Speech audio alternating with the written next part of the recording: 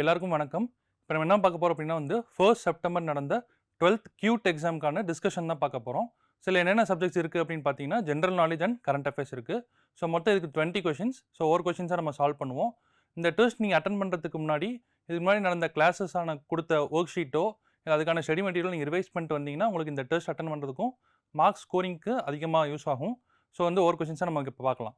So first question பாருங்க, which part of the Indian constitution deals with the fundamental rights அப்படின்னு கேட்குறாங்க. So அதாவது இந்திய அரசியலமைப்பில் அடிப்படை உரிமைகள் எந்த பகுதியிலே குறிப்பிடப்பட்டுள்ளன அப்படின்னு கேட்டிருக்காங்க. ஸோ இதுக்கான ஆப்ஷன்ஸ் பாருங்க, part 1, part 3, part 5 and part 9 அப்படின்னு கொடுத்துருக்காங்க. ஸோ வந்து நம்ம ஃபர்ஸ்ட் பாலிட்டி பார்க்கும்போது ஃபர்ஸ்ட் பார்ட் 1ல இருந்து பார்ட் 10 வரைக்கும் நமக்கு ஈஸியாக மனப்பாடம் பண்ணிடலாம். அதுக்கான ஷார்ட்கட் நான் சொல்கிறேன். நிமோனிக்ஸ் என்னன்னு பார்க்கலாம். ஸோ இதுக்கான நிமோனிக்ஸ் பாருங்க, uncle Charlie fights daily until strong soldiers use power to rule அப்படின்னு கொடுத்துருக்காங்களா. ஸோ இதுக்கு வேர்டுக்கான ஒவ்வொரு லெட்டரையும் நம்ம எடுத்து பார்ப்போம். ஸோ யூக்கு வந்துட்டு யூனியன் அண்ட் இட்ஸ் டெரிட்டரிஸ் அப்படிங்கிறது தான் பார்ட் 1ல இருக்குது. ஓகேங்களா.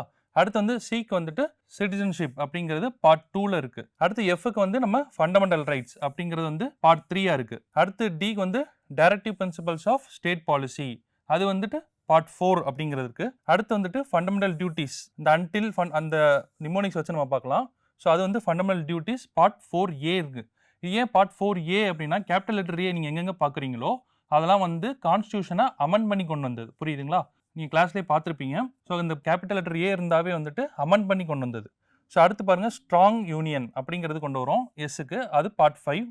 அடுத்து வந்து ஸ்டேட்ஸ் அப்படிங்கிறது பார்ட் 6ல் இருக்குது. அடுத்து வந்துட்டு யூக்கு யூனியன் டெரிட்டரிஸ், அது வந்து பார்ட் 8ல் வருது. அடுத்து பிக்கு பஞ்சாயத்ஸ் அப்படிங்கிறது பார்ட் 9ல் வருது. அடுத்து வந்துட்டு முனிசிபாலிட்டிஸ் பார்ட் 9A. ஸோ இதுவும் அமெண்ட் பண்ணி கொண்டு வந்திருப்பாங்க. ஸோ இதே கொஸ்டின் பேப்பர்லேயே நமக்கு இந்த வந்து ஒரு கொஸ்டின் கேட்டிருப்போம், நம்ம முனிசிபாலிட்டிஸ் வந்து எந்த பார்ட்னு, அது அந்த கொஸ்டின் நம்ம பார்க்கலாம். அடுத்து லாஸ்ட் பாருங்க, ஷெட்யூல்ட் அண்ட் ட்ரைபல் ஏரியாஸ், அது வந்து பார்ட் 10. ஸோ ஃபஸ்ட்டு 10 பார்ட் வந்து கொஞ்சம் முக்கியமானது, அதுக்கான நிமோனிக்ஸ் தான் இது. இதை நீங்கள் பார்த்து சைடில் உங்கள் ஒர்க் ஷீட்லையோ இல்லை அதுக்கான கொஸ்டின் பேப்பர்லையும் நோட் பண்ணி வச்சுக்கோங்க. ஸோ நமக்கான கொஸ்டின் வந்து ஃபண்டமெண்டல் ரைட்ஸ் வந்து எந்த பார்ட்னு கேட்குறாங்க. ஃபண்டமெண்டல் ரைட்ஸ் வந்துட்டு பார்ட் 3ல இருக்குது. ஓகேங்களா. ஸோ இந்த கொஸ்டினுக்கு என்ன ஆன்சர் வரும்? அப்போது பார்ட் 3 தான் இதுக்கான கரெக்டான ஆன்சர். அப்போ ஆப்ஷன் பி அப்படிங்கிறது தான் வந்துட்டு இதுக்கான கரெக்டான ஆன்சர். ஸோ இதுக்கு எலிமினேஷன் யூஸ் பண்ண முடியாது. நீங்கள் எல்லா பாட்டும் தெரிஞ்சிருந்தா நீங்கள் ஈஸியாக நீங்கள் ஆன்சர் வந்துடலாம். அடுத்து செகண்ட் கொஸ்டின் பாருங்க, how many schedules are there in the constitution அப்படின்னு கேட்குறாங்க. இந்திய அரசியலமைப்பில் மொத்தம் எத்தனை அட்டவணைகள் உள்ளன அப்படின்னு கேட்டிருக்காங்க. ஸோ 10, 11, 12, 13 அப்படின்ட்டு. ஸோ வந்து இந்த ஷெட்யூல்ஸும் நீங்கள் பார்த்துருந்தீங்கன்னா தெரியும். இதுக்கு நான் ஒரு நிமோனிக்ஸ் நான் ஈஸியாக சொல்கிறேன். நான் இதுக்கு என்ன அப்படின்னு பார்த்தீங்கன்னா, டியர்ஸ் ஆஃப் ஓல்டு பிஎம் அப்படிங்கிறது தான் இங்கே. டியர்ஸ்னா அழுகைன்னு சொல்லுவோம் இல்லையா. So tears of old PM. இது ஒவ்வொரு லெட்டருமே வந்துட்டு நமக்கு ஈச் ஷெட்யூல் மொத்தம் 12 லெட்டர் இருக்கும். அது என்னன்னு பார்க்கலாம். டிக்கு வந்துட்டு டெரிட்டரிஸ், இது ஃபர்ஸ்ட் ஷெட்யூலில் வரும். ஈக்கு வந்து எமாலுமெண்ட்ஸ், இது செகண்ட் ஷெட்யூலில். ஏக்கு வந்து அஃபர்மேஷன் அண்ட் ஓட்ஸ், பதவி பிரமாணம் இருப்பாங்களா, அதுதான் இது. அடுத்து ஆருக்கு வந்து ராஜ்யசபா. அடுத்து எஸ்ஸுக்கு வந்துட்டு ஷெட்யூல்டு ஏரியாஸ். அடுத்து வந்து ஆஃப்ல ஓக்கு வந்துட்டு other scheduled areas.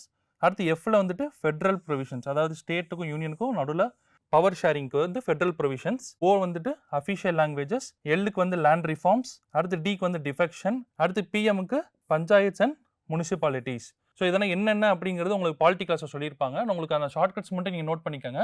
Tears of old PM அப்படிங்கிறதுக்கான ஷெட்யூல்ஸ் அப்படிங்கிறதுக்கான ஷார்ட்கட்ஸ். ஓகேங்களா.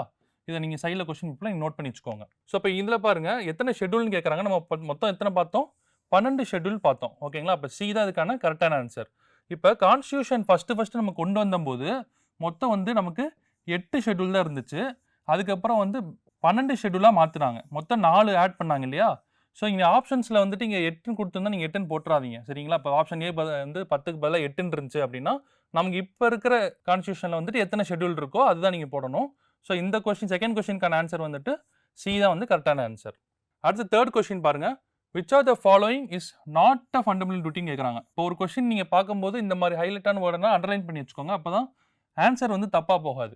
So which of the following is not a fundamental duty, பின்வருவனவற்றில் எது அடிப்படை கடமைகள் இல்லை அப்படின்னு கேட்டிருக்காங்க. ஓகேயா. இப்போ வந்து இதுக்கான எக்ஸ்பிளனேஷன் நம்ம பார்த்துட்டு வருவோம். ஃபண்டமெண்டல் டியூட்டிஸ் வந்து கான்ஸ்டியூஷன் எங்கே கொடுத்துருக்காங்க? ஆர்டிகல் 51A அப்படிங்கிறதுல கொடுத்துருக்காங்க. ஓகேங்களா.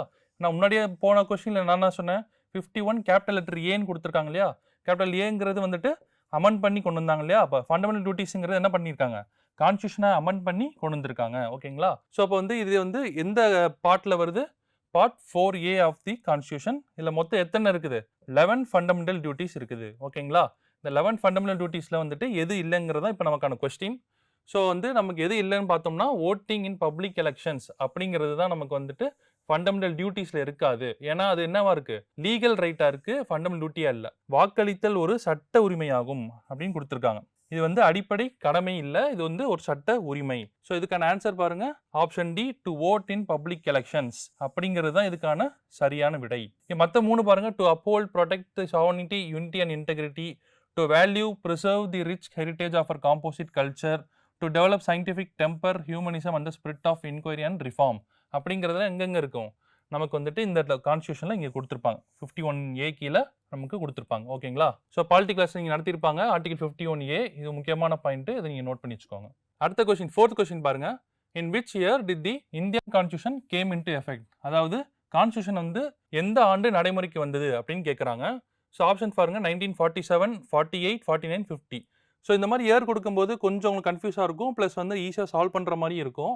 ஸோ கான்ஸ்டியூஷன் எப்போ வந்திருக்குன்னு கேட்டிருக்காங்க இல்லையா? ஸோ நமக்கு வந்து இந்தியா எப்போ சுதந்திரம் வாங்கினாங்க? 1947 கரெக்டாக? ஸோ 47 சுதந்திரம் வாங்கின உடனே நம்ம கான்ஸ்டியூஷன் ஏற்றி அதை நம்ம வந்து நடைமுறை கொண்டு வர முடியுமா? கிடையாதா? ஸோ அப்போ ஆப்ஷன் ஏ நம்ம அடிச்சிடலாமா? ஸோ இது மாதிரி தான் நீங்கள் எலிமினேஷன் ஆப்ஷனை யூஸ் பண்ணணும். அடுத்த ஆப்ஷன்ஸ் பாருங்கள், 48, 49, 15 இருக்குது. ஸோ அடுத்து நம்ம இதுக்கான எக்ஸ்ப்ளனேஷன் பார்த்துட்டு அதுக்கப்புறம் வருவோம். ஸோ இதுக்கு அப்போ இந்திய கான்ஸ்டியூஷன் எப்போ கொண்டு வந்திருக்காங்க அப்படின்னா வந்துட்டு 1950 இந்த வருடம் தான் கொண்டு வந்திருக்காங்க. எந்த நாள் அப்படின்னு பார்த்தோம்னா January 26, 1950 தான் நமக்கு கொண்டு வந்திருக்காங்க. ஸோ அப்போ இதுக்கான ஆன்சர் என்ன? அப்போ ஆப்ஷன் டி, 1950. ஸோ இதுதான் வந்துட்டு நமக்கு கரெக்டான ஆன்சர். எந்த நாள்னு சொன்னோம்? January 26. ஸோ இந்த நாள் தான் நம்ம வந்துட்டு கான்ஸ்டியூஷன் கொண்டு வந்திருக்காங்க. அதை நம்ம வந்து ரிபப்ளிக் டேவா செலிப்ரேட் பண்றோம். ஓகேங்களா? ஸோ 4th கொஸ்டின் ஆன்சர் வந்துட்டு டி. அடுத்த 5th கொஸ்டின் பாருங்க. which constitutional amendment added the words socialist and secular in the preamble? அதாவது எந்த அரசியலமைப்பு திருத்தம் முகவுரையில் சமதர்ம மற்றும் மதச்சார்பற்ற என்ற வார்த்தையை சேர்த்தது அப்படின்னு கேட்குறாங்க. ஸோ இந்த அமெண்ட்மெண்ட் பாருங்க, 24, 39, 42 and 44 அப்படிங்கிறது தான். ஸோ வந்து இது நீங்கள் படித்து கிளாஸில் அட்டன் பண்ணியிருந்தீங்கன்னா உங்கள் ஸ்டடி மெட்டீரியல்லேயே இந்த கான்செப்ட் இருக்கும். ஸோ இது என்னென்னு எக்ஸ்ப்ளனேஷன் பார்க்கலாம். ஸோ எக்ஸ்ப்ளனேஷன் பாருங்க. இந்த 42nd அமெண்ட்மெண்ட் எப்போ நம்ம பண்ணியிருக்காங்க அப்படின்னா வந்துட்டு எமர்ஜென்சி பீரியட், அதாவது நம்ம வந்து 1976 வந்துட்டு ஒரு எமர்ஜென்சி பீரியட் போட்டாங்க இல்லையா, நீங்கள் பார்த்துருப்பீங்க. ஸோ அப்போ வந்து 1976 அப்போ தான் வந்துட்டு இந்த 42nd 42வது திருத்தம் பண்ணியிருப்பாங்க. அந்த திருத்தத்தில் என்ன பண்ணியிருப்பாங்கன்னா பிரியாம்பிளில் 3 வேர்டு ஆட் பண்ணியிருப்பாங்க. சோசியலிஸ்ட், செக்குலர், அப்புறம் இன்னொரு வேர்டு, அது என்னங்கிற வேர்டு வந்து எனக்கு கமெண்ட்ஸில் சொல்லுங்கள். நீங்கள் கிளாஸ்லேயே உங்களுக்கு சொல்லியிருப்பாங்க. ஸோ மொத்தம் சோசியலிஸ்ட், செக்குலர், அப்புறம் இன்னொரு வேர்டு ஆட் பண்ணியிருப்பாங்க. ஓகேங்களா? ஸோ வந்து இந்த எந்த திருத்த சட்டம்? 42வது திருத்த சட்டத்தில் தான் வந்துட்டு இதை ஆட் பண்ணியிருப்பாங்க. எப்போ, எந்த வருடம்? 1976. ஸோ இது ஒரு முக்கியமான பாயிண்ட், இது 2வது முக்கியமான பாயிண்ட். ஓகேங்களா? ஸோ இதுக்கான ஆன்சர் அப்போ என்ன வரும்? Option C, 42nd amendment act தான் இதுக்கான கரெக்டான ஆன்சர். ஸோ மற்றது நீங்கள் எலிமினேட் பண்ண முடியாது, கொஞ்சம் கஷ்டம். ஏன்னா என்னென்ன அமெண்ட்மெண்ட் வந்து என்ன கொடுத்துருக்காங்கிறது நீங்கள் பார்த்துட்டு தான் பண்ண முடியும். ஸோ இது எலிமினேஷன் ஆப்ஷன் கஷ்டம். ஸோ இதுக்கான ஆன்சர் வந்து சி தான். அடுத்த 6th கொஸ்டின் பாருங்க. What does the term NAC stands for in the context of urban local bodies in இந்தியான்னு கேட்குறாங்க. அதாவது இந்தியாவில் நகர்ப்புற உள்ளாட்சி அமைப்புகளின் NAC என்ற சொல் எதனை குறிக்கிறது அப்படின்னு கேட்குறாங்க. இப்போ இதில் வந்து இந்த கொஸ்டின் வந்து நம்ம அப்ரிவேஷன் என்ன அப்படின்னு கேட்குறோம். NACக்கான அப்ரிவேஷன்.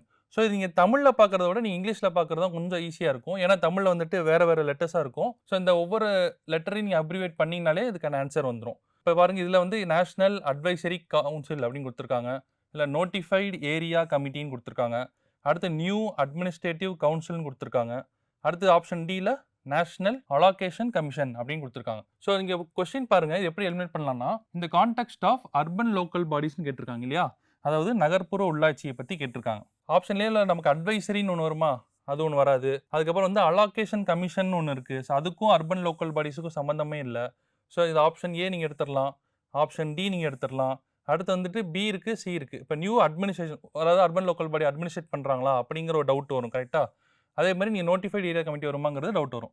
ஸோ இந்த 2 ஆப்ஷன் கூட தான் உங்களுக்கு வந்து சந்தேகம் வரும். இது என்ன நம்ம பார்த்துட்டு கொஸ்டினுக்கான ஆன்சர் சொல்கிறேன். ஸோ இதுக்கான எக்ஸ்ப்ளனேஷன் பாருங்கள். இந்த context of urban local bodies NAC stands for notified area committee. ஓகேங்களா? இப்போ இதுக்கான ஆன்சர் வந்துட்டு நோட்டிஃபைடு ஏரியா கமிட்டி. அப்படின்னா என்ன அப்படின்னா, இப்போ நமக்கு ஒரு டவுன் இருக்குது பார்த்தீங்களா, இப்போ நம்ம வந்து உங்கள் ஊர்லேயே ஒரு டவுன்ஸ்ன்னு இருக்கும், பஞ்சாயத்து டவுன் அப்படிங்கிறது. ஸோ இந்த டவுன் அப்படிங்கிறத வந்துட்டு முனிசிபாலிட்டியாக மாற்றுவாங்க இல்லையா கவர்மெண்ட் சைட்லேருந்து. ஸோ இப்போ ஒரு டவுனை நீங்கள் முனிசிபாலிட்டியாக மாற்றுறாங்க அப்படின்னா வந்து அந்த ஏரியாவை என்னென்ன அறிவிச்சிருவாங்க அப்படின்னா வந்து நோட்டிஃபைட் ஏரியா கமிட்டி அப்படிங்கிறத அறிவிச்சிருவாங்க. ஓகேவா? இப்போ ஒரு டவுன் வந்து இப்போ fast developing towns that are yet to attain the status of municipalities அப்படிங்கிறத வந்துட்டு என்ன பண்ணிடுவாங்க, நோட்டிஃபைட் ஏரியா கமிட்டிங்கிறத அறிவிச்சிருவாங்க. ஸோ அப்போ இந்த கொஸ்டினுக்கு என்ன ஆன்சர் வரும்? 6th கொஸ்டினுக்கு ஆப்ஷன் பி அப்படிங்கிறது கரெக்டான ஆன்சர். 7th கொஸ்டின் பாருங்க.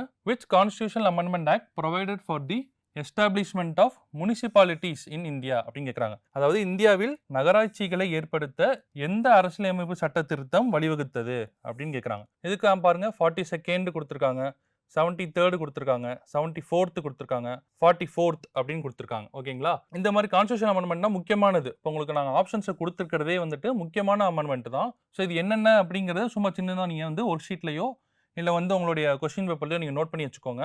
இப்போ இந்த கொஸ்டின் முனிசிபாலிட்டிஸ்க்கான என்ன ஆன்சர் அப்படின்னு நம்ம பார்த்தோம் அப்படின்னா வந்து இந்த 74th கான்ஸ்டியூஷனல் அமெண்ட்மெண்ட் ஆக்ட் அது எப்போ எனாக்ட் பண்ணியிருக்காங்க? 1992 1992ஆம் ஆண்டு இந்த 74வது திருத்த சட்டம் வந்து கொண்டு வந்திருப்பாங்க. அதில் என்ன கொடுத்துருக்காங்க அப்படின்னா வந்துட்டு it gave the constitution status to the urban local bodies. அதாவது அர்பன் லோக்கல் பாடிஸ் நம்ம என்னன்னு சொல்லுவோம்? முனிசிபாலிட்டிஸ் அப்படின்னு நம்ம சொல்லுவோம் இல்லையா? ஸோ இந்த முனிசிபாலிட்டிஸ் வந்து அமெண்ட் பண்ணி கொண்டு வந்திருப்பாங்க. ஸோ இதில் என்ன பண்ணியிருப்பாங்க அப்படின்னா வந்துட்டு பார்ட் 9A நான் என்னென்னு சொன்னேன், இந்த கேபிட்டல் லெட்டர் ஏ இருந்தாலே வந்துட்டு கான்ஸ்டியூஷன் அமெண்ட் பண்ணி கொண்டு வந்தாங்கன்னு சொன்னோன்னா, ஸோ பார்ட் 9A அப்படிங்கிறது கீழே தான் வந்துட்டு இந்த முனிசிபாலிட்டிஸ் எஸ்டாப்ளிஷ் பண்ணியிருப்பாங்க. இந்த பார்ட் 9A என்னென்ன ஆர்டிகல்ஸ் இருக்கு? ஆர்டிகல் 243P - 243ZG வரைக்கும் முனிசிபாலிட்டிஸ் பற்றி தான் பேசுவாங்க. ஓகேங்களா? இதை ஒரு நோட் பண்ணி வச்சுக்கோங்க. இது ஒரு முக்கியமான பாயிண்ட், இது ஒரு 2வது முக்கியமான பாயிண்ட், இது வந்து 3வது பாயிண்ட். ஸோ முனிசிபாலிட்டிஸ் பற்றி கேட்டாங்கன்னா இது 3 நீங்கள் கவர் பண்ணணும். ஓகேங்களா? அதுக்கப்புறம் வந்து இந்த 74th வந்துட்டு 12th schedule with 18 functions related to municipal கவர்னன்ஸையும் இன்க்ளூட் பண்ணியிருப்பாங்க. இப்போ தமிழில் மட்டும் வாசிச்சு பாருங்க. 1992ஆம் ஆண்டு 74வது அரசியலமைப்பு சட்ட திருத்தம் இந்தியாவில் நகர்ப்புற உள்ளாட்சி அமைப்புகளுக்கு, அதாவது நகராட்சிகள் சொல்லுவோம் இல்லையா, அதுக்கானது அரசியலமைப்பு அந்தஸ்தை வழங்குகிறது. இது பகுதி 9A. என்னென்ன சரத்துகள் வருது? 243P 243ZG வரைக்கும். அப்புறம் என்ன கொடுத்துருக்காங்க? நகராட்சி நிர்வாகத்துடன் தொடர்புடைய 18 பணிகளை உள்ளடக்கிய 12வது அட்டவணையை சேர்த்தது. இப்போ வந்து 12th ஷெட்யூல் வந்து இதில் இன்க்ளூட் பண்ணியிருக்காங்க. எந்த வருஷம்? 1992. எதன் மூலியமாக? 74 சட்ட திருத்தம் மூலியமாக இது வந்து இன்க்ளூட் பண்ணியிருக்காங்க. ஓகேங்களா? ஸோ இதெல்லாம் முக்கியமான பாயிண்ட், நோட் பண்ணி வச்சுக்கோங்க. ஸோ இப்போ வந்து நமக்கு ஆன்சர் என்ன? C, 74th amendment act of 1992. So மற்ற ஆக்ட்லாம் வந்துட்டு உங்களுக்கு ஒரு ஷீட்டில் கொடுத்துருப்பாங்க. 73ங்கிறது பஞ்சாயத்து வரும், 44th ஒன்று வரும். இப்போ 42ங்கிறத சிறு அரசியலமைப்பு நீங்கள் படிச்சிருப்பீங்க இல்லையா, மினி கான்ஸ்டியூஷன் அப்படின்னு படிச்சிருப்பீங்க. ஸோ அதெல்லாம் நீங்கள் வந்துட்டு ரெஃபர் பண்ணி பார்த்துக்கோங்க. அடுத்து 8th கொஸ்டின் பாருங்க. Which part of Indian constitution deals with urban local governance அப்படின்னு கேட்குறாங்க. இப்போ இதுக்கு முன்னாடி 2 கொஸ்டின் நம்ம இது பண்ணி பார்த்தோம். எத்தனை பார்ட்டில் என்னென்ன இருக்குது, அப்புறம் அர்பன் லோக்கல் பாடிஸ் என்ன அப்படிங்கிறதையும் பார்த்துட்டோம். ஸோ இந்திய அரசியலமைப்பில் எந்த பகுதி நகர்ப்புற உள்ளாட்சி நிர்வாகத்தை விவாதிக்கிறது அப்படின்னு கேட்குறாங்க. ஸோ இதுக்கான ஆன்சர் கரெக்டாக சொல்லுங்கள். கரெக்டாக போட்டிருக்கீங்க. ஸோ நான் சொன்னேன்னா பார்ட் 9A இப்போ முனிசிபாலிட்டிங்கிறது நம்ம அமெண்ட் பண்ணி கொண்டு வந்தாங்கன்னு சொன்னோன்னா, ஸோ இதுக்கான ஆன்சர் என்னப்போ? ஆப்ஷன் பி பார்ட் 9A தான் வந்துட்டு இதுக்கான கரெக்டான ஆன்சர். ஸோ 1992ஆம் ஆண்டு போன கொஸ்டினை நம்ம பார்த்தோம். இந்த எந்த 74வது அரசியலமைப்பு சட்ட திருத்தத்தின் மூலம் சேர்க்கப்பட்ட இந்திய அரசியலமைப்பின் பகுதி 9A நகராட்சிகள், நகராட்சி மன்றங்கள் மற்றும் மாநகராட்சிகள் போன்ற நகர்ப்புற உள்ளாட்சி அமைப்புகளை பற்றி விவரிக்கிறது. ஸோ இதெல்லாம் நோட் பண்ணி வச்சுக்கோங்க. நகராட்சிகள், நகராட்சி மன்றங்கள் மற்றும் மாநகராட்சிகள், இது 3 வந்துட்டு இன்க்ளூட் பண்ணியிருப்பாங்க. ஓகேங்களா? ஸோ அடுத்து 9th கொஸ்டின் பாருங்க. The election commission of India is established under which article அப்படின்னு கேட்குறாங்க. இந்திய தேர்தல் ஆணையம் இந்திய அரசியலமைப்பின் எந்த பிரிவின் கீழ் நிறுவப்பட்டது அப்படின்னு கேட்டிருக்காங்க. ஓகேயா? இதுக்கான ஆன்சர் பாருங்க. ஆர்டிகல் 76ன்னு ஒரு ஆப்ஷன் இருக்கு, ஆர்டிகல் 324 இருக்கு, ஆர்டிகல் 148 இருக்கு, ஆர்டிகல் 218 இருக்கு. ஸோ இந்த எல்லா ஆர்டிகிளுமே உங்களுக்கு கிளாஸில் சொல்லியிருப்பாங்க, ஸ்டடி மெட்டீரியல்லையும் இருக்கும். நீங்கள் ஆல்ரெடி படிச்சிருந்தீங்கன்னா அது கரெக்டாக போட்டிருப்பீங்க. ஸோ இதுக்கான ஆன்சர் என்ன இருக்கும் சொல்லுங்கள். கரெக்டாக போட்டிருக்கீங்க. Article 324 option B. ஆர்டிகல் 324 தான் வந்துட்டு இந்திய தேர்தல் ஆணையம் பற்றி சொல்லுது. ஓகேங்களா? இதுக்கான 9th கொஸ்டினுக்கான ஆன்சர் வந்து 324 அப்படிங்கிறது கரெக்டான ஆன்சர். இப்போ இதில் பாருங்க, இந்திய தேர்தல் ஆணையம் இந்திய அரசியலமைப்பின் பிரிவு 324 கீழ் நிறுவப்பட்டுள்ளது அப்படின்னு கொடுத்துருக்காங்க. இந்த பிரிவு நாடாளுமன்றம், அதாவது எதுக்கு நடத்துறாங்கன்னு பாருங்க, நாடாளுமன்றம், மாநில சட்டமன்றங்கள் மற்றும் குடியரசுத் தலைவர் மற்றும் துணை குடியரசுத் தலைவர் அலுவலகங்களுக்கான அனைத்து தேர்தல்களையும் மேற்பார்வையிடுதல், வழிநடத்துதல் மற்றும் கட்டுப்பாட்டு செய்யும் அதிகாரத்தை இந்திய தேர்தல் ஆணையத்துக்கு வழங்குகிறது அப்படின்னு கொடுத்துருக்காங்க. ஸோ இந்த 324 கீழே வந்துட்டு இந்த 4 பேர்த்துக்கும் எலெக்ஷன் நடத்துவாங்கன்னு சொல்லிட்டாங்களா. அதாவது என்னென்ன கொடுத்துருக்காங்க? Election to parliament, state legislature, office of president and vice president அப்படின்னு கொடுத்துட்டாங்க. ஸோ இது வந்து முக்கியமான பாயிண்ட். இது 2வது பாயிண்ட். இது வந்து எந்த ஆர்டிக்கல் எஸ்டாப்ளிஷ் பண்ணியிருக்காங்க அப்படிங்கிறது இது முதல் பாயிண்ட். ஓகேங்களா? ஸோ அடுத்த 10th கொஸ்டின் பாருங்க. In which year was the Mahatma Gandhi national rural employment guarantee act, அதாவது எம்ஜி நரேகான்னு சொல்லுவோம் இல்லையா, அது வந்து எந்த வருஷம் வந்து எஸ்டாப்ளிஷ் பண்ணாங்க அப்படின்னு கேட்குறாங்க. மகாத்மா காந்தி தேசிய ஊரக வேலைவாய்ப்பு உறுதி சட்டம் அப்படிங்கிறது தான் இதுக்கான தமிழாக்கம். இதுக்கு ஆப்ஷன்ஸ் பாருங்க. 2000, 2003, 2005, 2008. அதாவது எம்ஜி நரேகாங்கிறது என்ன, இப்போ நம்ம ஊர்லனா பார்த்தீங்கன்னா வந்து 100 நாள் வேலை திட்டம் போகும் இல்லையா, 100 days ஒர்க்குன்னு சொல்லிட்டு. ஸோ அதெல்லாம் வந்து இந்த எம்ஜி நரேகா அப்படிங்கிறதுக்கு கீழே தான் வரும். ஸோ இதுக்கு எம்ஜி நரேகாக்கு வந்து எப்போ எஸ்டாப்ளிஷ் பண்ணாங்க அப்படின்னு கேட்குறாங்க. ஸோ இதுக்கு கிளாஸில் நடத்தியிருப்பாங்க. ஸோ ஆப்ஷன் வைஸ் பார்த்தீங்கன்னா கொஞ்சம் கஷ்டம் நீங்கள் வந்து எலிமினேட் பண்ணுறது. படிச்சிருந்தீங்கன்னா தெரியும். இது 2005 அப்படிங்கிறதுல தான் இந்த ஆக்டை வந்து எனாக்ட் பண்ணியிருப்பாங்க. ஸோ 10th கொஸ்டினுக்கான ஆன்சர் வந்துட்டு ஆப்ஷன் சி 2005. அடுத்து 11th கொஸ்டின் பாருங்க. இந்திய நிதி ஆணையம், அதாவது ஃபினான்ஸ் கமிஷன் அப்படிங்கிறது இந்திய அரசியலமைப்பின் எந்த பிரிவின் கீழ் அமைக்கப்பட்டுள்ளது அப்படின்னு கேட்டிருக்காங்க. ஸோ இந்த கொஸ்டின் பேப்பர்லேயே நீங்கள் பார்த்தீங்கன்னா வந்து மேக்ஸிமம் 2-3 கொஸ்டின் வந்து ஆர்டிக்கிள், என்னென்ன ஆர்டிக்கிள் அப்படிங்கிறது வந்து தான் கொஸ்டினாகவே கேட்டிருக்காங்க. ஆப்ஷன்ஸில் கொடுத்துருக்க ஆர்டிகல்னா வந்து நீங்கள் தனியாக எழுதி நோட் பண்ணி வச்சுக்கோங்க. இல்லை கொஸ்டின்ஸ்லேயே வந்துட்டு இந்த மாதிரி ஏரோ மார்க் போட்டு நீங்கள் நோட் பண்ணி வச்சுக்கோங்க. இது வேணா முக்கியமான ஆர்டிகல்ஸ். ஓகேயா? இப்போ வந்து இந்திய நிதி ஆணையம் அப்படிங்கிறது என்ன ஆர்டிகல் அப்படின்னு கேட்குறாங்க. ஆப்ஷன்ஸ் பாருங்கள். Article 165, article 280, article 324, article 148. போன கொஸ்டின்லேயே வந்துட்டு 324 என்னன்னு பார்த்தோம். எலெக்ஷன் கமிஷன் பார்த்தோமா, எலெக்ஷன் கமிஷன் ஆஃப் இந்தியா அப்படின்னு நம்ம பார்த்தோம். ஸோ இந்த ஃபினான்ஸ் கமிஷன் வந்துட்டு நமக்கு எந்த ஆர்டிகல் கொடுத்துருக்காங்க, ஆர்டிகல் 280. ஸோ இந்திய நிதி ஆணையம் வந்து ஆர்டிகல் 280 கீழே தான் கொடுத்துருக்காங்க. ஸோ 11th கொஸ்டினுக்கான ஆன்சர் வந்துட்டு ஆப்ஷன் பி. ஸோ மற்ற ஆர்டிகல்ங்கிறது என்ன அப்படிங்கிறது எனக்கு கமெண்ட்ஸில் சொல்லுங்கள். ஆர்டிகல் 165ங்கிறது என்ன, ஆர்டிகல் 148ங்கிறது என்ன அப்படிங்கிறது எனக்கு பார்த்துட்டு ரெஃபர் பண்ணிட்டு எனக்கு கமெண்ட்ஸில் சொல்லுங்கள். இந்த ரெண்டுமே வந்துட்டு நம்ம வேறு வேறு கொஸ்டின்ஸில் நம்ம பார்த்துட்டோம். ஸோ 11th கொஸ்டினுக்கு ஆப்ஷன் பி தான் கரெக்டான ஆன்சர். இந்த ஆர்டிகல் என்ன கொடுத்துருக்காங்கன்னு பாருங்கள். இந்திய நிதி ஆணையம் இந்திய அரசியலமைப்பின் பிரிவு 280 கீழ் அமைக்கப்பட்டுள்ளது அப்படின்னு கொடுத்துருக்காங்க. அரசியலமைப்பின் பிரிவு 280 கிளாஸ் 1 அப்படின்னு கொடுத்துருப்பாங்க. இது இப்படி கொடுத்தா கிளாஸ் 1 இன்படி நிதி ஆணையம் ஒவ்வொரு 5 ஆண்டுக்கு ஒரு முறை அல்லது அதற்கு முன்னதாகவோ அமைக்கப்பட வேண்டும் அப்படின்னு கொடுத்துருக்காங்க. அதாவது 280க்கு கீழே இந்த ஃபினான்ஸ் கமிஷன் வந்து எத்தனை வருஷம் இருப்பாங்க அப்படின்னா பார்த்தீங்கன்னா 5 வருஷம் இருப்பாங்க. இந்த 5 வருஷத்து முடிஞ்சோடனே அடுத்த புது கமிஷன் ஃபார்ம் பண்ணணும். இல்லாட்டி அதுக்கு முன்னாடி ஒரு 6 மாதத்துக்குள்ளேயே ஒரு வேறு கமிஷன் வந்து ஃபார்ம் பண்ணிடணும். ஓகேங்களா? ஸோ இதுக்கான வந்து காலம் எத்தனை அப்படின்னா 5 வருடங்கள் அப்படிங்கிறது 2வது பாயிண்ட் நோட் பண்ணி வச்சுக்கோங்க. இது எந்த ஆர்டிக்கல் அப்படிங்கிறது வந்துட்டு முதல் பாயிண்ட். ஸோ இது ரெண்டும் முக்கியமான பாயிண்ட்ஸ். அடுத்து 12th கொஸ்டின் பாருங்க. The attorney general of India holds office under which article of the Indian constitution அப்படின்னு கேட்குறாங்க. அதாவது இந்திய அரசியலமைப்பின் எந்த பிரிவின் கீழ் இந்திய தலைமை வழக்கறிஞர் அப்படிங்கிறது வந்துட்டு எந்த சரத்து கீழே கொடுத்துருக்காங்க, எந்த பிரிவின் கீழே கொடுத்துருக்காங்க அப்படின்னு கேட்டிருக்காங்க. ஸோ இது உங்களுக்கு ஈஸியான கொஸ்டின். முன்னாடி கொஸ்டின்ஸ்லேயும் வந்துட்டு நம்ம என்ன பார்த்துட்டோம், இந்த ஆப்ஷன் 324 பார்த்துட்டோம். ஸோ அப்போ நீங்கள் ஈஸியாக எலிமினேட் பண்ணிடலாமா. 324ங்கிறது எலெக்ஷன் கமிஷன் ஆஃப் இந்தியான்னு பார்த்தோமா. ஸோ அப்போ இந்த டி ஆப்ஷனை எலிமினேட் பண்ணிடலாம். அடுத்த சி பாருங்க. ஆர்டிகல் 218 கொடுத்துருக்கோமா. 280 என்னன்னு பார்த்தோம், இந்திய நிதி ஆணையம்னு பார்த்தோமா. ஸோ வந்து ஃபினான்ஸ் கமிஷன் பார்த்தோம். ஸோ ஆப்ஷன் சி நீங்கள் எலிமினேட் பண்ணிடலாம். ஸோ ஆர்டிகல் 165 முன்னாடி பார்த்தோமா வேற ஒரு கொஸ்டினில். ஸோ அப்போ அதுவும் வராதா. இப்போ ஆப்ஷன் ஏவும் எலிமினேட் பண்ணிடலாம். ஸோ இந்த கொஸ்டின் ஒரு ஈஸி கொஸ்டின். ஸோ இதுக்கான ஆன்சர் வந்து இப்போ என்னது, ஆர்டிகல் 76 அப்படிங்கிறதா வந்துட்டு இதுக்கான கரெக்டான ஆன்சர். 12th கொஸ்டினுக்கான ஆன்சர் வந்து ஆப்ஷன் பி. இதில் என்ன கொடுத்துருக்காங்க, article 76 provides for the attorney general of India, அதாவது இந்திய அரசாங்கத்தின் தலைமை சட்ட ஆலோசகர் வந்து இந்த ஆர்டிகல் கீழே கொடுத்துருப்பாங்க. அடுத்து 13th கொஸ்டின் பாருங்க. Which of the following bodies replaced the planning commission of இந்தியான்னு கேட்குறாங்க. பின்வரும் அமைப்புகளில் இந்திய திட்டக்குழுவிற்கு பதிலாக அமைக்கப்பட்டது எந்த அது அப்படின்னு கேட்குறாங்க.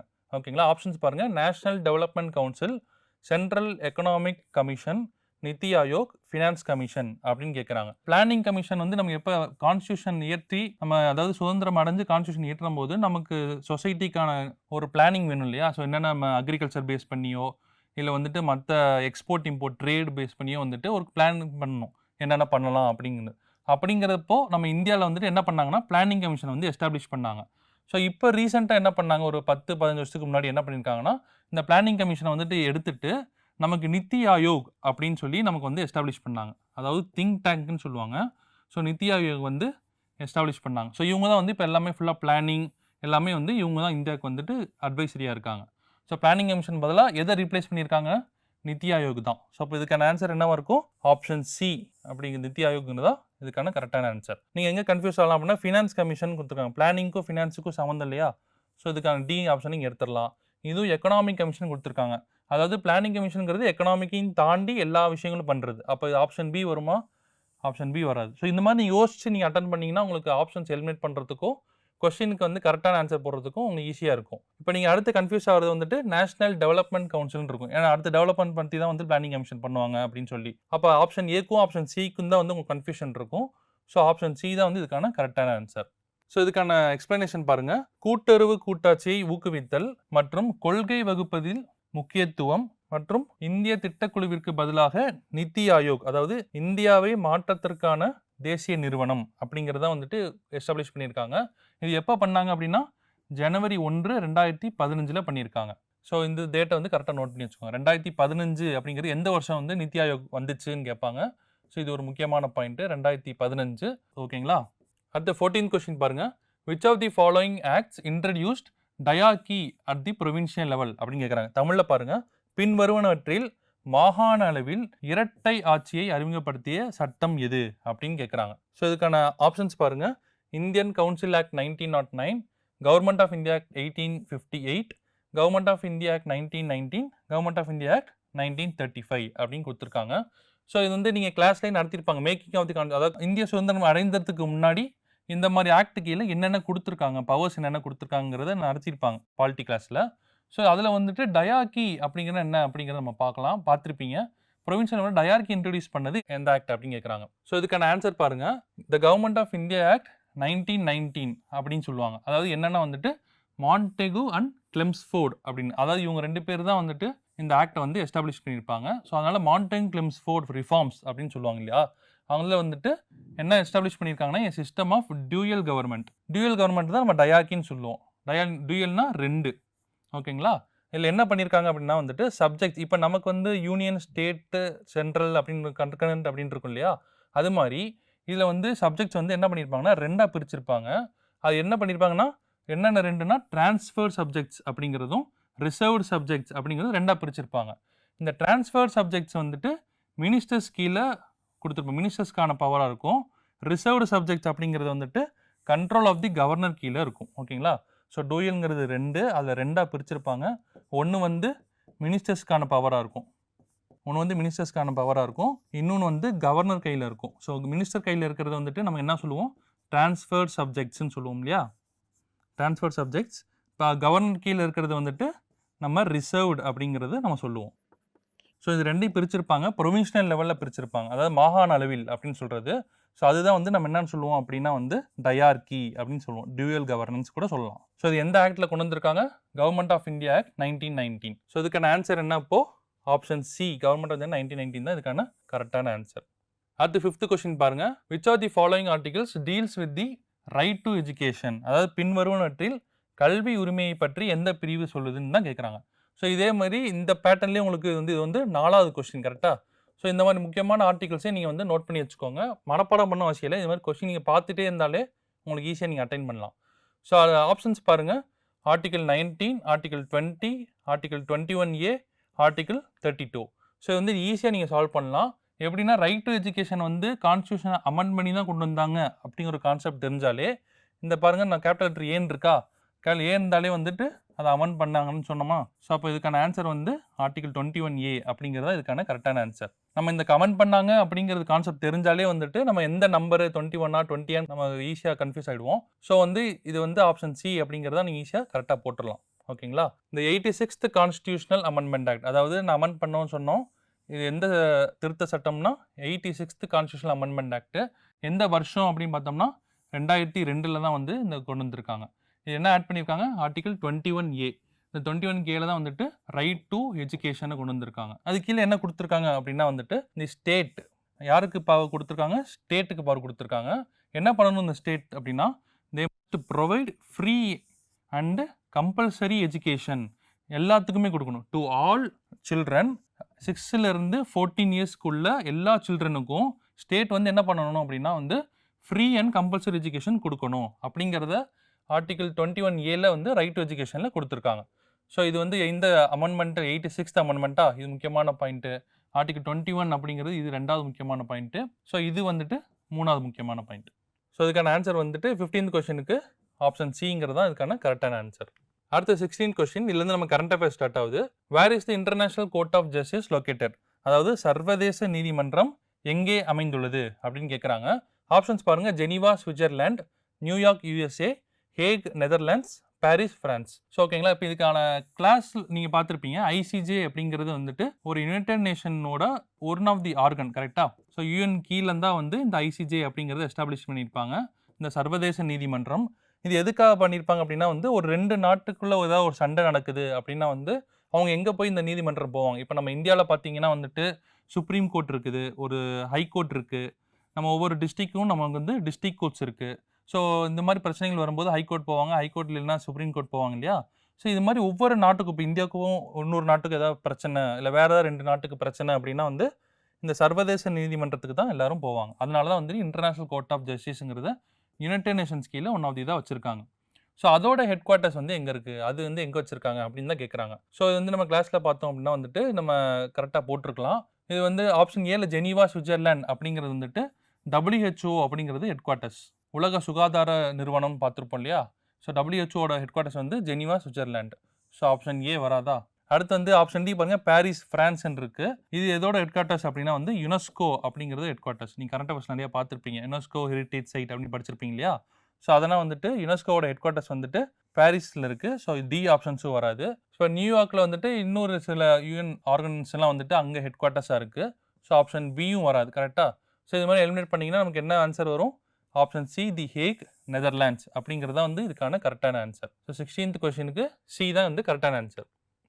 அடுத்து 17th கொஸ்டின் பாருங்க.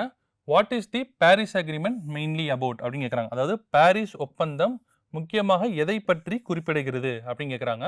ஸோ இந்த ஆப்ஷன்ஸை முக்கியமானதை ஹைலைட் பண்ணி பாருங்க. ப்ரமோட்டிங் குளோபல் ட்ரேடை பற்றி பேசுதா அப்படிங்கிறாங்க. ஆப்ஷன் பி வந்து கண்ட்ரோலிங் பாப்புலேஷன்ங்கிறாங்க. ஆப்ஷன் சி வந்துட்டு காம்பேக்டிங் கிளைமேட் சேஞ்ச் அப்படின்னு கொடுத்துருக்காங்க. ஆப்ஷன் டி வந்து ரெகுலேட்டிங் இன்டர்நெட் ஆக்சஸ் அப்படின்னு பார்க்குறாங்க. ஸோ ஒரு காமன் மேனாக நீங்கள் யோசிச்சு பார்த்தீங்க அப்படின்னா வந்து இந்த ஆப்ஷன்ஸ் வாங்கி பார்க்கும்போது பாரிஸ் அக்ரிமெண்ட்டுங்கிறது ஒரு பல நாடுகள் இணைஞ்சு கையெழுத்து போடுறது. ஸோ அப்போ வந்து பாப்புலேஷனுங்கிறது இங்கே எனக்குள்ள வந்துட்டு ஒரு நாட்டோடைய பிரச்சனை இல்லையா? ஸோ அதனால் வந்து ஆப்ஷன் பி வந்து நமக்கு வராது. ஸோ கண்ட்ரோலிங் பாப்புலேஷனுங்கிறது இதுக்கான அக்ரிமெண்ட் போட்டிருக்க மாட்டாங்க. அடுத்த ஆப்ஷன் டி பாருங்க. ரெகுலேட்டிங் இன்டர்நெட் ஆக்சஸ் கொடுத்துருக்காங்க இல்லையா?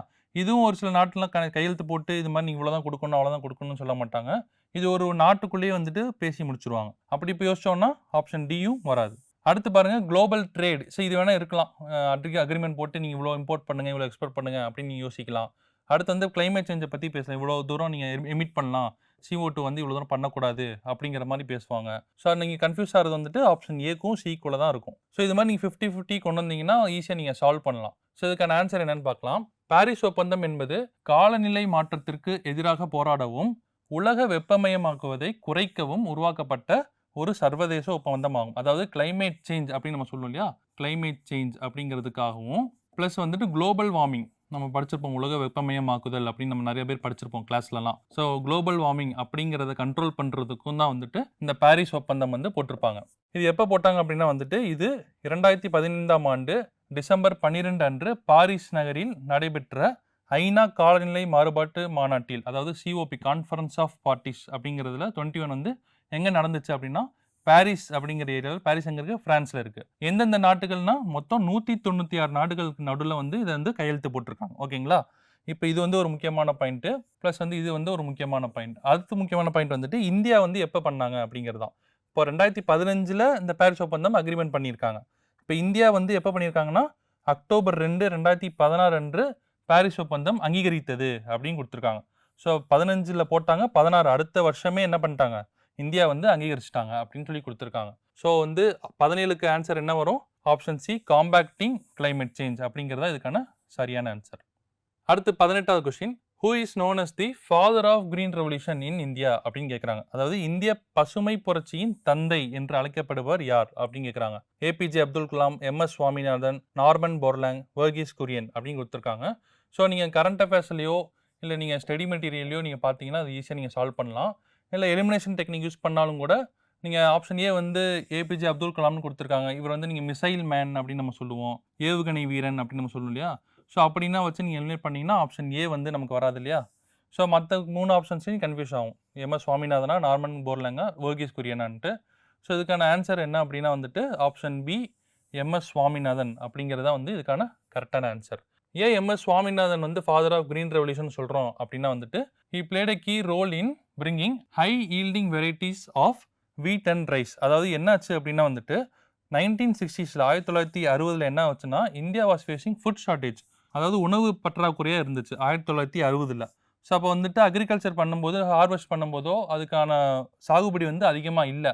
ஸோ அதனால் என்ன பண்ணிட்டாரு அப்படின்னா வந்துட்டு ரைஸ் வீட் இதுக்கான வந்து நம்ம ஹை ஈல்டு, அதாவது நிறைய ஈல்டு கொடுக்கணும் அப்படிங்கிறதுக்காக இந்த ஹை ஈல்டிங் வெரைட்டியை வந்து இவர் கண்டுபிடிச்சாரு. ஸோ அதை கண்டுபிடிச்சதுக்கப்புறம் வந்துட்டு நமக்கு சாகுபடி அதிகமாக இருந்துச்சு, இந்த ஃபுட் ஷார்ட்டேஜ்லாம் வந்துட்டு எலிமினேட் பண்ணாங்க ஈஸியாக. ஓகேயா?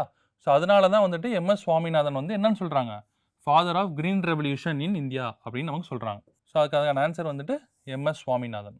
அடுத்து 19th கொஸ்டின் பாருங்க. Who own the best actress award at 71st national film awards?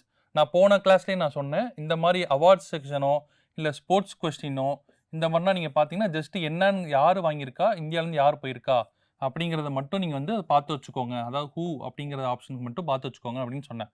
ஏன்னா வந்து இது நீங்கள் ஸ்போர்ட்ஸ் வந்து ஃபுல்லாக பார்க்க தேவையில்லை, இந்த நேஷனல் ஃபிலிம் அவார்ட்ஸை பற்றி நீங்கள் ஃபுல்லாக படிக்கணும்னு அவசியம் இல்லை. ஸோ இந்த கொஸ்டினில் வந்துட்டு யாருக்கு வந்து பெஸ்ட் ஆக்ட்ரஸ் அவார்டு கொடுத்துருக்காங்க அப்படின்னு கேட்டிருக்காங்க. ஸோ ஆப்ஷன்ஸ் பாருங்கள், ஆலியா பட், கங்கனா ரனாவத், ராணி முகர்ஜி, தப்சி பன்னு அப்படின்னு தான். ஸோ உங்களுக்கான நியூஸ் லெட்டர்லையும் சரி கரண்ட் அஃபேர்ஸோட ஸ்டடி மெட்டீரியலும் சரி இதுக்கான கொடுத்துருப்பாங்க, நீங்கள் கரெக்டாக போட்டிருக்கீங்க. ஸோ நான் எக்ஸ்ப்ளனேஷன் பார்க்கலாம். ராணி முகர்ஜி அப்படிங்கிறத வந்துட்டு own the best actress award எப்போ வாங்கியிருக்காங்க, 71st நேஷனல் ஃபிலிம் அவார்ட்ஸில் வாங்கியிருக்காங்க.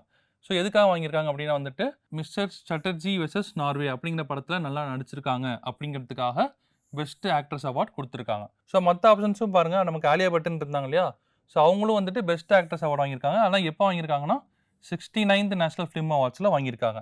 அடுத்து கங்கனா ரனாவத் வந்து பெஸ்ட் ஆக்ட்ரஸ் அவார்டு வாங்கல, பட் நிறைய நேஷனல் அவார்ட்ஸ் வாங்கியிருக்காங்க அப்படின்ற மாதிரி சொல்கிறாங்க. ஸோ என்னென்ன படத்துக்குன்னா குயின், டானு வெட்ஸ், மன்னு ரிட்டர்ன்ஸ், அப்புறம் வந்து மணிகர்ணிகா, ஸோ இந்த மாதிரி படத்துலலாம் நல்லா ஆக்ட் பண்ணாங்கிறதுக்காக பெஸ்ட் ஆக்ட்ரஸ் அவார்டு கொடுத்துருக்காங்க. அடுத்து தப்சி பன்னு அப்படிங்கிறவங்க வந்து best actress award 67th national film அவார்ட்ஸில் வாங்கியிருக்காங்க. ஸோ இதெல்லாம் வந்து நீங்கள் அவசியம் இல்லை, நமக்கு இப்போ 71st வந்து யார் வாங்கியிருக்கா பெஸ்ட் ஆக்ட்ரஸ் அவார்டு அப்படிங்கிறது பார்க்கணும். அது வந்துட்டு ராணி முகர்ஜி. ஸோ 19th கொஸ்டினுக்கு நமக்கு ஆன்சர் வந்து ஆப்ஷன் சி, ராணி முகர்ஜி அப்படிங்கிறது தான் இதுக்கான கரெக்டான ஆன்சர். அடுத்து 20th question and last question. Which Indian state is the origin of the Krishna river அப்படின்னு கேட்குறாங்க. அதாவது எந்த இந்திய மாநிலத்தில் கிருஷ்ணா ஆறு உற்பத்தி ஆகிறது அப்படின்னு கேட்குறாங்க. ஸோ ஒவ்வொரு கொஸ்டின் பேப்பர்லையும் நீங்கள் பார்த்தீங்கன்னா இந்த மாதிரி மேப் பேஸ்ட் கொஸ்டின் இருக்கும். நான் முன்னாடியே சொன்ன மாதிரி மேப் பேஸ்ட் கொஸ்டினோ இல்லை பிளேசஸ் அண்ட் நியூஸோ நீங்கள் பார்க்கும்போது முக்கியமாக நீங்கள் மேப் எடுத்து பார்த்தீங்கன்னா உங்களுக்கு பிக்டோரியலாக ரெப்ரசென்ட் ஆகும்னு சொன்னா. ஸோ வந்து கிருஷ்ணா ரிவர் வந்து நமக்கு எங்கே ஆரிஜின் ஆகுது, என்னென்ன ஸ்டேட்டுன்னு கேட்டிருக்காங்க. ஆப்ஷன்ஸ் பாருங்கள், ஆந்திர பிரதேஷ், கர்நாடகா, மகாராஷ்டிரா அண்ட் தெலுங்கானா அப்படின்னு கொடுத்துருக்காங்க. ஸோ அதுக்கான மேப் எடுத்து பார்த்தீங்க அப்படின்னா வந்துட்டு இதுதான் நம்ம கிருஷ்ணா ரிவர், இது ஃபுல்லாக சவுத் இந்தியா நமக்கு.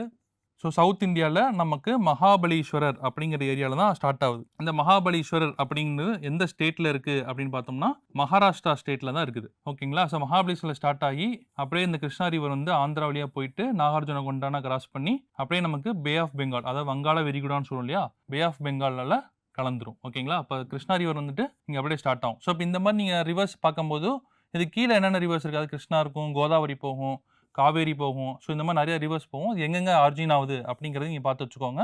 ப்ளஸ் வந்து எங்கே போய் ட்ரெயின் ஆகுது, பே ஆஃப் பெங்கால்லையா இல்லை நமக்கு அரேபியன் சீல ட்ரெயின் ஆகுதா அப்படின்னு மேப் எடுத்து நீங்கள் பார்த்துக்கோங்க. ஸோ இப்போ நம்ம கொஸ்டினில் கிருஷ்ணா ரிவர் எந்த ஸ்டேட்டுன்னு கேட்டிருக்காங்க. ஸோ மகாராஷ்டிரா. இந்த Krishna river originates near Mahabaleswarar இன் மகாராஷ்டிரா ஸ்டேட்டில் தான் சொல்லியிருக்காங்க.